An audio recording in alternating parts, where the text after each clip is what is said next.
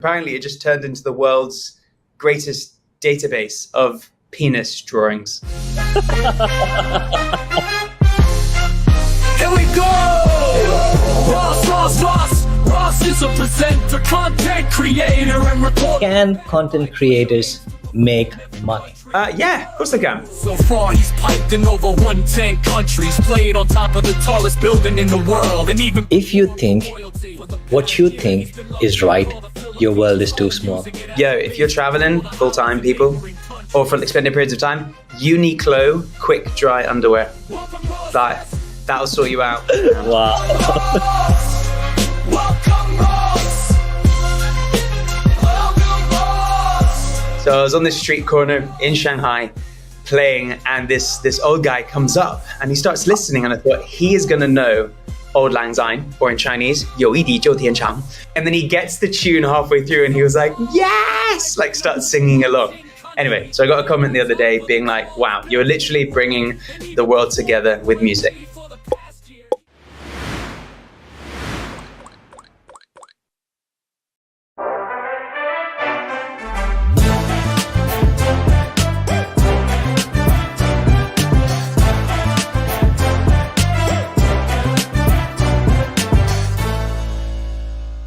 Vanakkam, welcome and Morians to Purely Personal Podcast. This is not about getting that job. This is not about getting that promotion. This is not about starting your own business. This is about your personal brand. When you have your own brand, you can do all of these. My name is Daniel Paul, and today we have a guy who wants to travel to all the countries in the world and play bagpipes. As of now, he has traveled to 110 countries. Welcome, Ross! Hello, Danny. Thanks for having me. Ross, I have a very important question. I've always been curious. Where did you get this name, First Piper? What's the story behind it? Right. Okay. So I call myself the first piper, which is an affirmation because I want to be the first person to play the bagpipes in every country of the world. Someone that plays the bagpipes is called a piper. And I came up with this journey idea in 2014. So it's been exactly 10 years so far. And as you've mentioned, I've now piped in 110 different countries. I have done some pretty cool stuff. I've played the bagpipes on top of the tallest building in the world and even performed for Bhutanese royalty, which is random. Ooh. But I'll take it. I've also thought about, like, you have traveled to 110 countries in the world, and there must be a moment you would have doubted, can I actually do this? Can I make it to all the countries in the world? Have you had that piece of doubt? Yeah, absolutely. I mean, I have that doubt every day, even now. How did you get over that? Yeah, I'm like mid-30s, man. Started this journey when I was in my early 20s, and you know what? In your 20s, anything is possible. Which, for the listeners out there, start doing stuff in your 20s because I think you have less fear for doing stuff because you have maybe fewer commitments, fewer social pressures. So start young and then maybe, work on that journey. But on a day-to-day basis, I kind of think, geez, am I going to finish this journey? However, at the back of my mind, I'm like, look, I'm not in a rush to get this done. Initially, when I first started, I wanted to do all these countries by the time I was 30, which would have been 6 years to do, 196 countries? That would have been nuts. So I've slowed down, and now it's more about enjoying the experiences that I have on my trips and turning them into learning lessons and obviously content too. And you just said that you played in the tallest building in the world, and you played to Bhutanese royalty. Yes. Has there been anyone significant that is like, oh, I'm going to learn bagpipes after this? Has there been any situation like that? You know what? I have played the bagpipes for different state ministers. They haven't directly told me they're going to learn the bagpipes, but they've said, I like that instrument. For this, one of the princesses in Bhutan, I was performing for her and her son, and I obviously had my kilt on and played the bagpipes, and I played one tune, and afterwards she was like, oh yeah, I know that song. It's the theme tune for Outlander, which is hilarious. And then her son afterwards was like super keen on learning the chanter, the kind of musical instrument that you learn before you get on the bagpipes. So maybe I have converted one member of the Bhutanese royal family. Who knows? Amazing. What was your first social platform when you started this whole journey, and why? Okay. Well, my first social platform, full stop was Bieber. I don't know if you remember Bieber. Yep, Was that yep. a thing in Finland? I was too young for MySpace. My siblings were on MySpace, so I started on Bieber. Bieber was so cool. That was the place to be. And then it kind of shut down or closed. Do you remember? It got like it wasn't so popular. And then do you remember this campaign that the owner switched it to like user driven content, and you could go onto Bebo and you could like doodle, and in Yep. the words of the owner, apparently it just turned into the world's greatest database of penis drawings. People went Wow. onto people went onto this communal platform and just drew a dick. And that was it. Anyway, Didn't know that. moving on from that, my first platform that I used for my journey, and then like properly used as like and as a business, was Instagram for sure. Facebook was there, but it was not really used as really a platform where you'd be like, I'm going to use this to work and create content for. So it was Instagram in 2014, but I was quite late to the game. Yeah, maybe it wasn't thirsty enough, but I did harness it quite quickly, and I was quite I feel very grateful for it because I was able to use it and pitch to brands that they should be on Instagram, because that was back in the day when brands weren't on Instagram and weren't sure how to engage with social media and how best to use it. Yeah, and now that TikTok and Snapchat and you keep naming, there's a lot of new platforms coming all the time. How do you keep up with them? God, I don't. You can't unless you've got a whole team. Yeah. It's very hard to keep up with, and I think that's maybe part of the. People would disagree, but I think if you try and keep up as a one-person team and consume and research and share across the board, and really lean into like the values of each platform, that you're just going to burn out. It's just too much. You can't be expected to do that. If you are an established company and you have a whole team to help you do that, fantastic, go for it. But at some point, you've got to, I think, maybe decide what your values are, and then create or align your business and what you create as a business with those values, and see if it matches with those platforms. Because ultimately, to perform well on certain platforms, you've got to do certain types of things and create certain types of content, and that maybe erodes your values slightly, perhaps. You have traveled to 100 countries and you have a lot of followers. Has there been a moment with your followers that they have done something or you have done together with something that has moved you? Lots of times, actually. I often get very lovely messages about what I'm doing, and I had one literally yesterday on YouTube, which is my smallest platform. I'm not a very big YouTube creator, but someone commented on me playing the bagpipes it's a very short clip of me playing Auld Lang Syne, which is a Scottish tune, on the bagpipes, for the listeners out there, often played on New Year's Eve in Scotland and around the world. However, Auld Lang Syne is a interestingly international song. It was used in a film in China in like the 60s.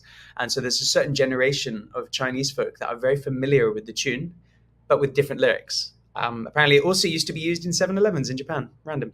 Anyway, so as a kid, I grew up in China, and I actually know the lyrics to the Auld Lang Syne tune in China, but I also know it on the bagpipes.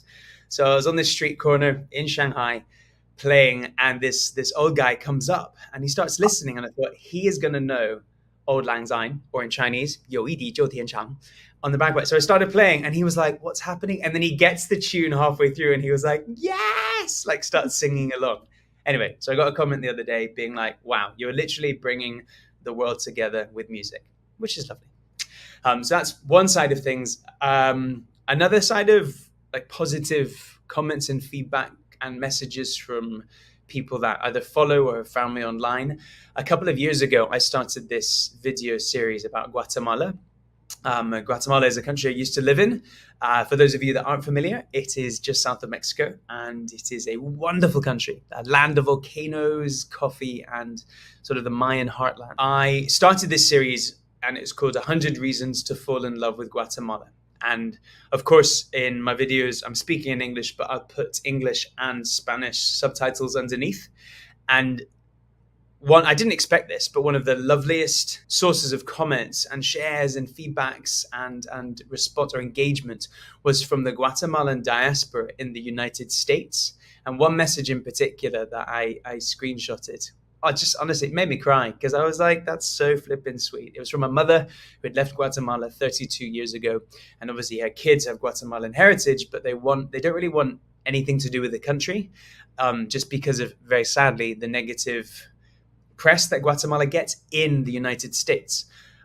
So her kids don't speak Spanish and have this very tenuous link to their literal motherland. But she said by showing my videos to her kids, they were able to understand the content because it was in English with Spanish subtitles, speaking or promoting positive news about Guatemala. Because they'd only, prior to that, usually received quite negative news about their country. And honestly, that was so flipping cool. That was so cool to hear. And I was like, damn, okay, that is a nice purpose right there. Social media is not always positive. There are trolls. There's a lot of negativity going on. There's a lot of hatred. How do you handle it? I used to not handle it very well. Yeah, it would take maybe it's the same thing for many people. It would take one horrible comment to ruin 100 or 1,000 comments, and then take it so personally. I think also with my bagpiping stuff, because I of course I play the bagpipes and I love them, but I'm like passionate more than like talented. So I'm not the best piper. So I used to get so nervous about posting videos of myself actually playing tunes because people would critique and be so flippin' mean. But then I've since realized even I've got some good bagpipe buddies who are some of the best pipers in the world. They won't even post videos of themselves because they're nervous about that critique. So like imposter syndrome happens across the board. And I think the more you expose yourself to it, measured maybe, because I think too much, like getting cancelled obviously is not going to result in much self-confidence. Getting exposed to that sort of negative feedback is actually quite a good learning curve, because at the end of the day, you cannot please everybody. And there will be some people out there that just do not like you, really sadly, your sexuality or the color of your skin. And that sucks. It's awful. But knowing that and being subject to that is important, because it gives you thick skin. Yeah, I know that Ross is a motivational speaker, a public speaker, and Ross is someone that has gone through this journey of content creation, both love and hatred. For someone starting new, what is your word of wisdom for them to start in a way they don't lose their self-worth or self-respect or dignity, but they still show themselves up? What are your golden piece of advice for them? Danny, I feel like you know what I'm going to say here, because it's my go-to tagline, and it's something that I have thought about a lot over the past 10 years of traveling. And it's the idea of being open to having your opinion changed. The reason I say that is because you don't have to change your opinion if someone shares a new opinion with you. However, if you're open to the idea that your opinion could be changed, I guarantee you're going to learn something from that situation. And with that, of course, there's like many prerequisites there. Like dialogue is so important, communication is so important, but be open to having your opinion changed. You traveling 110 countries, you carry Yeah. your own belief, carry your own lifestyle. What Yeah. is that challenge that you face often, or that something is uncomfortable for you? Okay, so I suppose I'm an openly gay man, and I'm married. So traveling around the world kind of sucks, actually. I'm obviously very privileged. I'm a white man, and that comes with its own privileges. But at the back of my mind, I suppose there's this deep-rooted fear in many of the places that I go to, which I can't not shake, because in some cases it's actually terrifying. Yeah, especially if I'm traveling with my partner. So that is something I always think about. But then I also reflect on the fact that I'm also so lucky to have a passport that allows me certain privileges, protection, and to be able to move through spaces where I present as someone that is straight or straight passing. So that is something I always think about. But I also feel like it's my duty, because of that, and to use my privilege to maybe use my platform to support and share in the community that I'm part of. Yeah. Have you ever thought, like, because you're traveling constantly, there might be some incidents like, what the hell, man? I'm gay, so what? Have you ever thought like, okay, this has gone too far. Maybe I'm going to slow down or quit this? Yes, but no. I've had some really lovely interactions. Not that I seek it out, or my partner seek it out, but we often find in almost every country we go to that people working in tourism or people working in the industries that we're working are queer or part of the LGBTQ community. And if we feel safe to do so, we open up, we allow ourselves to be open to that individual to demonstrate that like it is okay, because in many countries it's not, and it's not safe to be open. So being present, taking space in certain areas is so important. There's a term for it, backdoor diplomacy, and I think tourism is so valuable in that regard for doing that. I know there's so much more to be discussed there, but yes, it's definitely an interesting dynamic. Aside from that, though, have there been instances where I'm thinking this is too much, I need to stop? In other regards, yes. Like in business partners we've had in the past. I remember in 2017 we were just getting going with content creation, setting up a little company, which was, okay, I'm not going to say ahead of its time, but there weren't many other companies out there dedicated just to content creation. And we had this travel company. I won't say the name, but it was kind of like trip.com or booking.com. And they were trying to establish themselves. And they were wanting creators to create videos for them regularly. And they were paying pretty well per month. And we did it for a couple of months, but then we found out who the investors were and where the money was coming from. And it sucked to have to do that, but we were just like, our values are definitely above the money that we're making from them. And it wasn't a nice feeling knowing where that money was coming from and who the investors were. So we sent them an email and just said, sorry, no thanks, doesn't align with what we do, which sucked. But I'm so proud of you. You did the right decision. It's not about money eventually. It's about your values, and you stuck to your values. The next part that I want to also make sure that everyone understands is Ross did not always have a brand. Now Ross has a brand. So how important it is for someone to be known? There's like known, and then there's like known. Like you're known on social media, and you can put a number to it. Basically, the more followers you have, the more known supposedly you are. Does that mean you're a better person or making more impact? No. We're all influencers to a certain degree. How important it is to be known, I think it's more important maybe to have a strong personal brand and known for certain values.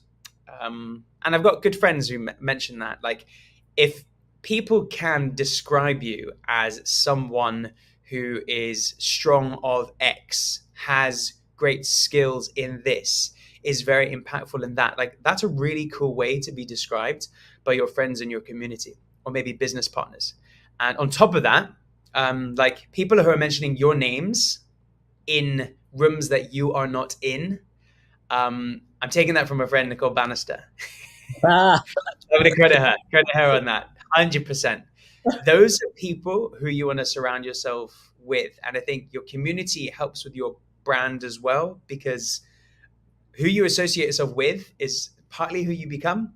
And Yep. like with that, though, that you suppose you've got to have a starting point. And for the younger listeners out there, I think like interacting with people, having dialogue, a bit open dialogue with folk. If you have the luxury to be able to travel, not just abroad, but to different towns and cities or around where you are, to have different interactions, establish those sort of values, what your moral compass is like, and then you'll kind of work out who you want to hang around with, what kind of brand you want to be.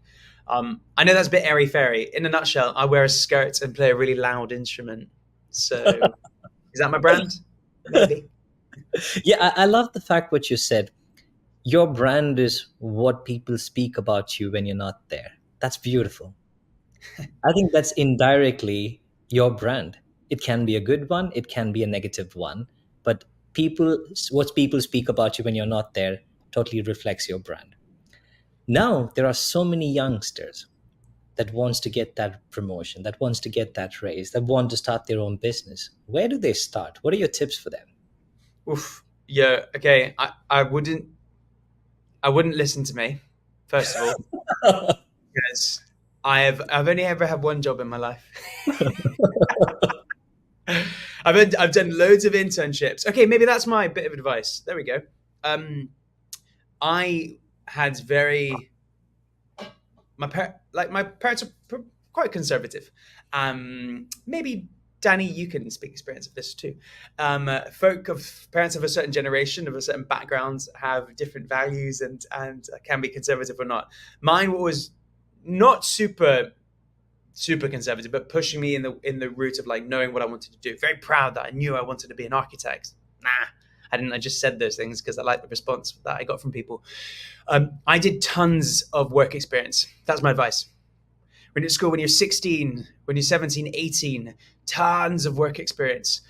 Shadow people in different industries. And if you find that job interesting, cool, then maybe like look into that industry. I like shadowed an engineer when I was 16 because I thought I wanted to be an engineer. Hated it.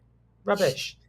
I went and worked for Louis Vuitton for one summer, and really cool, like cool brand to work with. But then the more I learned, the more I was like, these people are,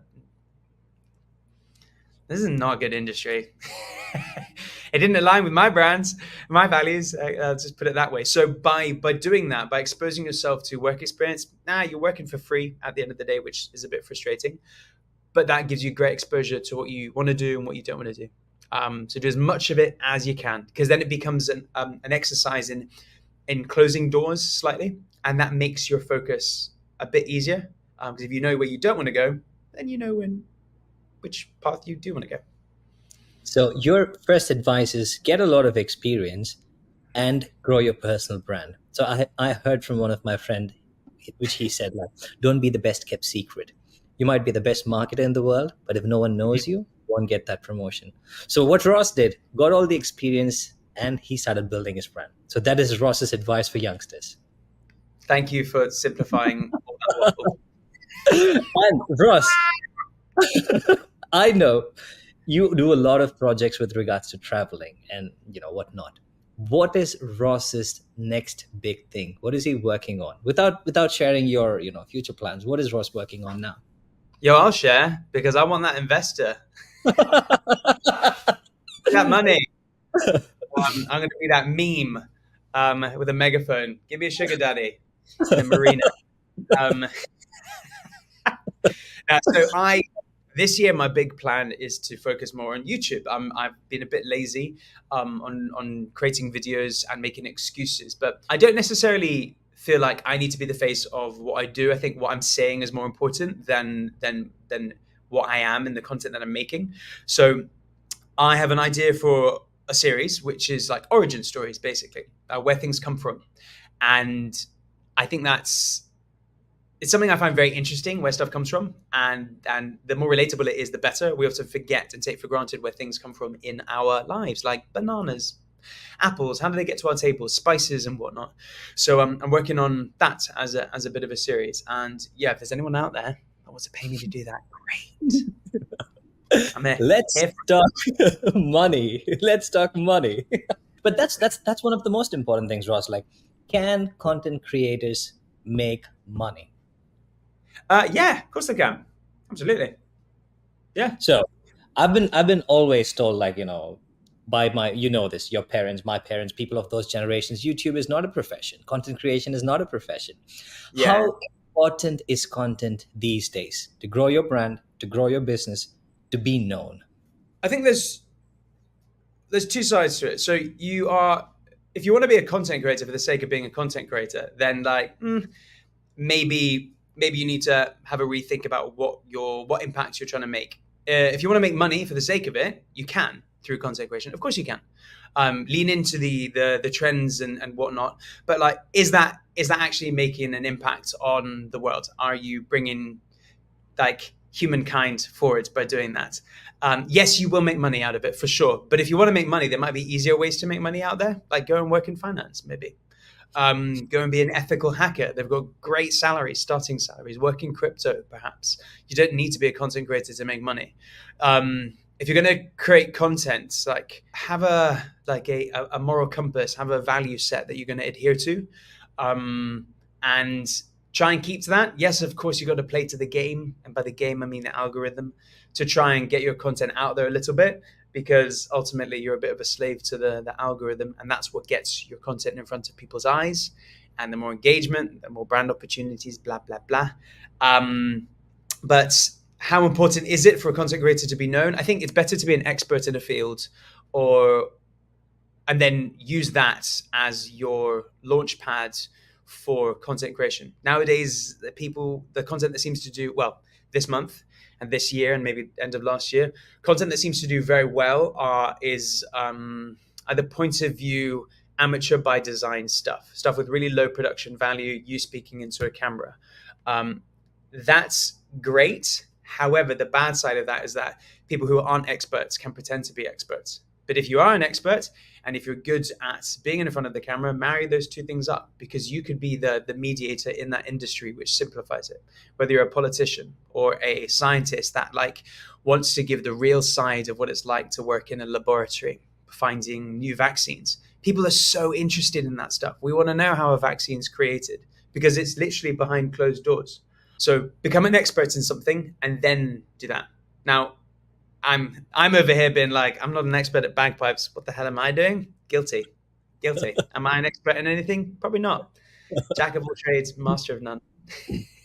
Regardless of whichever career people are from, and this is Frost's personal opinion, what are the 3 skills that you think, regardless of whatever career they are from, one needs to learn? It can be speaking, public speaking, whatever, those 3 skills that will move you up the ladder in a corporate job or in your business. Number 1, honestly, public speaking. I say this from personal experience because that's the only job I've ever had, working for a motivational speaking company. Best experience I've ever had was doing training with them and then working in schools across the UK and then around the world. Being confident in front of a group of people, a crowd of people, and being able to tell stories, engaging, knowing your presence in a crowd is so valuable. And being a storyteller, not like a storyteller on social media, like an actual great storyteller, is so valuable because you then become great at speaking to people. Maybe not so good at listening, but you become great at interviewing and promoting yourself. So that's one aspect. Number 2, listening. I've already mentioned it. Train yourself how to listen. That's something I've had to learn. I obviously love being on stage and love the limelight. But in my 20s, I probably wasn't the best listener. And that would have served me well, to learn how to listen and learn how to be quiet. There's a lot to learn from other people around you. And then the 3rd one, be open to having your opinion. No. Well, I have a confession to make on that. I have a confession. I have used that way more than you have. To my boss, to my friends. Damn right. Yeah, I've told that my mentor, the person that I look up to, have always told me this: be open enough to having your opinions changed. It is a golden sentence that I will not forget, because that's what changes you from the rest of them. I walk into a meeting with my boss. I walk into a meeting with my, potential partners, saying that I'm open enough to listen first. So thank you for that, because that has opened my mind to actually like, oh, yeah, that is cool. And even my friends know that they use it in their own, network. Like, hey, you know what? I want to say something. Be open enough to having your opinions changed. So it's become very famous. You're the Nelson Mandela of our network. I probably stole that from somebody. So the guy in fact is pretty sure I did. It basically boils down to not being too stubborn, really. Like, we all have set ideas, but nothing's set in concrete. It's also, isn't it? Don't you think the most disarming thing in a discussion or an argument? And I always think about this as a kid. When you're a teenager and you're arguing with your friends or your family or whatever, the most disarming thing for the person that you're arguing with or discussing with is to be like, actually, you know what? You're right. Well, what can they do? Like, cool. Okay. I've convinced you. Done. True. Yes. And one more thing that I want to also share with Ross is like, you are traveling to a lot of countries, and you have lived in different countries. One thing that I also heard from someone, I don't know who it is: if you think what you think is right, your world is too small. I was going to say, was it me again, Danny? No, I'm not sure. It could be, but Yeah, but that's a beautiful thing. Think about it, right? Like I come from a culture thinking this is the right way to raise a kid. I come from a culture, this is the right way to, keep the house. But then you have this, a wife from, let's say, Africa, and a husband from, let's say, England, and they meet, and then like, okay, our world is too small, and Mm. this is amazing. And I think, I just want to throw it out to the world. If you think what you think is always right, your world is too small. Hmm. Hmm. All right. Words. With this, we are coming to the end of this podcast, Ross. I'm super glad that you are a guest in this podcast. And thank you for being the first guest of this podcast. Thanks for having me, Danny. And to all our guests and all the listeners, thank you for watching. Thank you for listening to our podcast. You can find Ross's social handles and website in the description below. Please follow us on Spotify, LinkedIn, and YouTube. Remember, if you want to get that job, if you want to get that promotion, if you want to start that business, make your personal brand known. This is